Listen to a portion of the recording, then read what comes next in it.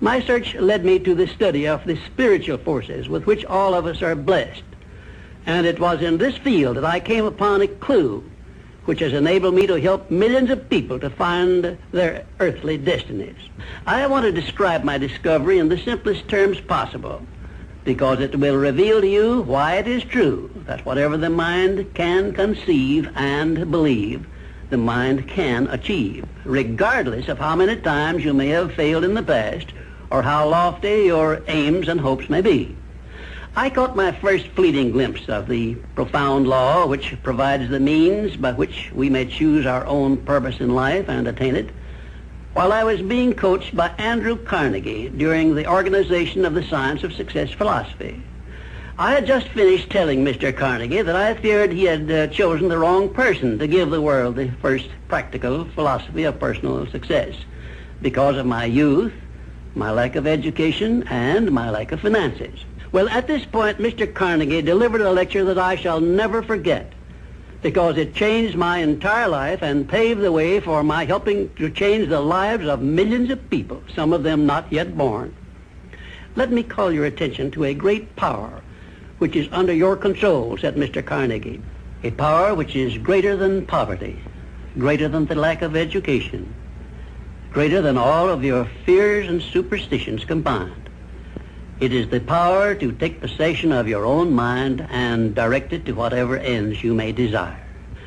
This profound power, Mr. Carnegie continued, is the gift of the Creator, and it must have been considered the greatest of all of his gifts to man, because it is the only thing over which man has the complete and unchallengeable right of control and direction. When you speak of your poverty and lack of education, Mr. Carnegie explained, you are simply directing your mind power to attract these undesirable circumstances, because it is true that whatever your mind feeds upon, your mind attracts to you. Now you see why it is important that you recognize that all success begins with definiteness of purpose, with a clear picture in your mind of precisely what you want from life. Then Mr. Carnegie continued his speech with a description of a great universal truth which made such an impact upon my mind that I began then and there to give myself a new outlook on life and set up for myself a goal so far above my previous achievements that it shocked my friends and relatives when they heard about it. Everyone, said Mr. Carnegie, comes to the earth plane blessed with the privilege of controlling his mind power and directing it to whatever ends he may choose. But, he continued, everyone brings over with him at birth the equivalent of 2 sealed envelopes, one of which is clearly labeled, the riches you may enjoy if you take possession of your own mind and direct it to ends of your own choice. And the other is labeled, the penalties you must pay if you neglect to take possession of your mind and direct it. And now let me reveal to you, said Mr. Carnegie, the contents of those 2 sealed envelopes. In the one labeled riches is this list of blessings. 1, sound health. 2, peace of mind. 3, a labor of love of your own choice. 4, freedom from fear and worry. 5, a positive mental attitude. 6, material riches of your own choice and quantity. In the sealed envelope labeled penalties, Mr. Carnegie continued, is this list of the prices one must pay for neglecting to take possession of his own mind. 1, ill health. 2, fear and worry. 3, indecision and doubt. 4, frustration and discouragement throughout life. 5, poverty and want. 6, and a whole flock of evils consisting of envy, greed, jealousy, anger, hatred, and superstition.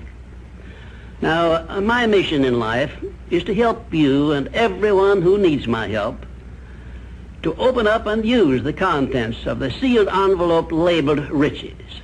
And the starting point from which you must take off if you wish to write your own ticket from here on out for the remainder of your life, I will describe for you in these simple instructions. 1, procure a neat pocket-sized a notebook, or something on the order of this one here, loose leaf affair. And on page 1, write down a clear description of your major desire in life, the one circumstance or position or thing which you will be willing to accept as your idea of success. And remember before you begin writing that your only limitations are those which you set up in your own mind or permit others to set up for you.